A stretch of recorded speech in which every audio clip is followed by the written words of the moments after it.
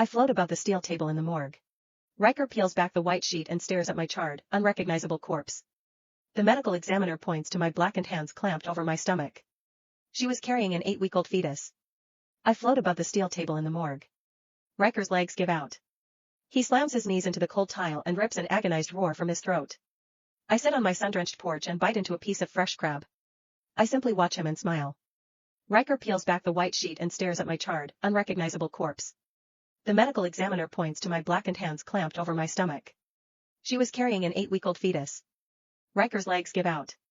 He slams his knees into the cold tile and rips an agonized roar from his throat. I sit on my sun-drenched porch and bite into a piece of fresh crab.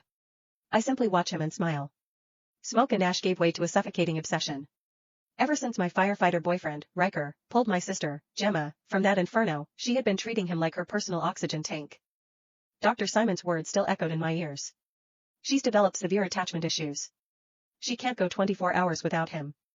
Every date night became a table for 3. We even moved her into our shared apartment. 24 hours before I was supposed to walk down the aisle, Gemma spiraled.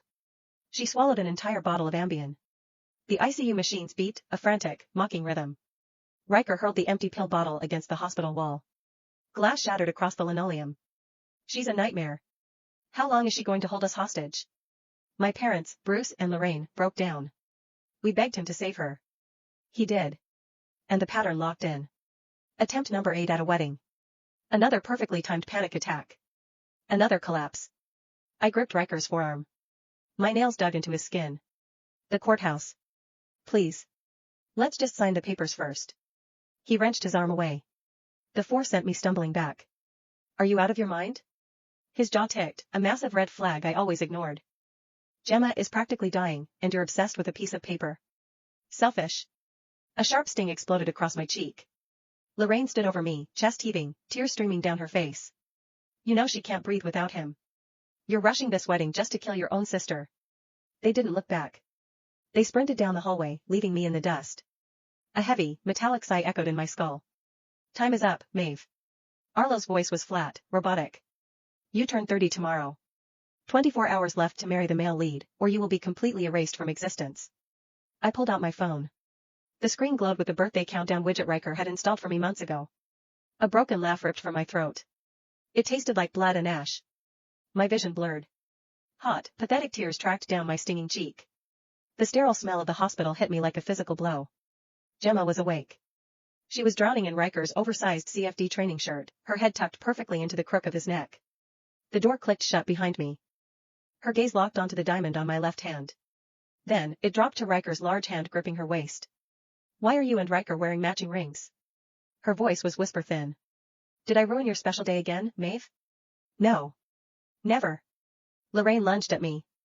Her fingers dug into my knuckles. She forcefully twisted the wedding band off my finger. The metal scraped my skin raw. This is a special gift. Lorraine stuttered, forcing a wide smile. Your sister and Riker bought it just for you.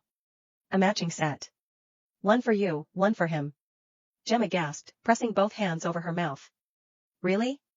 I love it so much. Riker didn't even flinch. He took her delicate hand and slid my ring onto her finger. Yeah, his voice was incredibly soft, a tone he rarely used on me anymore. Knew you'd love the sparkle. All for you. A sharp, throbbing ache pulsed in my stripped finger. Bruce and Lorraine crowded around the bed, cooing and snapping photos of the happy couple on their phones. I stood in the corner. A ghost in my own life. My fingernails sliced crescent moons into my palms. I waited.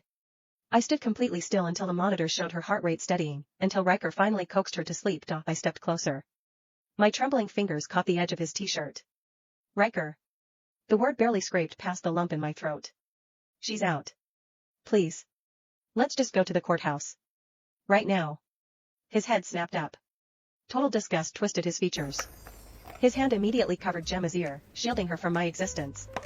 Are you in that much of a rush? He hissed, keeping his voice dangerously low. It took me hours to get her to smile, and you want to leave her here? Acid burned the back of my throat. My lungs simply stopped working. Do you remember? I choked on the air. Do you remember what I told you? That if I don't marry you before I turn 30, I'll literally die? A glowing, blood-red hourglass materialized in my field of vision. Arlo's countdown. 23 hours left. The rhythmic tick-tock vibrated against my skull like a reaper's scythe dragging across concrete. My knees threatened to buckle. I will die, Riker. I'm not making it up. Just drive me to the courthouse. 10 minutes. That's all I'm asking.